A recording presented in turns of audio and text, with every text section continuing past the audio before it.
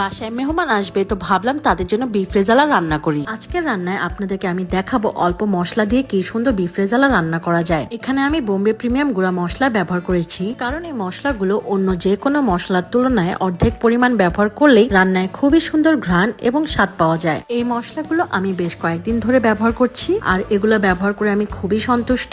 খেয়াল করে দেখবেন যে মশলার রংটা বদলে এসেছে। এখন এর মধ্যে বাদাম, কিশমিশ, জয়ফল, জায়ত্রীর পেস্ট আমরা দিয়ে দিব। মশলা কষানোর জন্য আপনারা এই পর্যায়ে হালকা পানি দিতে পারেন। এখন এর মধ্যে দিয়ে দিব টক দই আর চিনি। লবণের পরিমাণটা আপনারা আপনাদের স্বাদ অনুসারে দিবেন। মশলা কষানো হয়ে গেলে আমরা এর মধ্যে গরু মাংসগুলো দিয়ে দিব।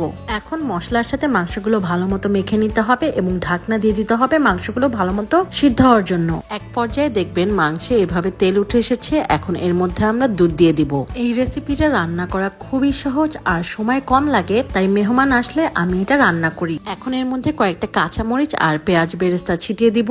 গরুর রেজালা সাধারণত মাখা মাখা হয়, তো আমরা এই পর্যায়ে চুলা থেকে নামিয়ে নিব। তৈরি হয়ে গেল আমাদের মজাদার গরুর রেজালা। আর আমাদের হাতে যেহেতু সময় ছিল, তো ভাবলাম লাচ্ছা সেমাই বানিয়ে ফেলি। আজকে ব্যবহার করছি বোম্বে সুইটস এর লাচ্ছা সেমাই। খুব সহজেই ঝটপট এটি বানিয়ে ফেলা যায়। এই লাচ্ছা সেমাইটা একদম হাতে স্পর্শ ছাড়া 100% মেশিনে প্রস্তুতকৃত, তাই আমার বাসার জন্য এটাই আমার সবচেয়ে পছন্দ। এখন আমি মেহমানের জন্য রেডি।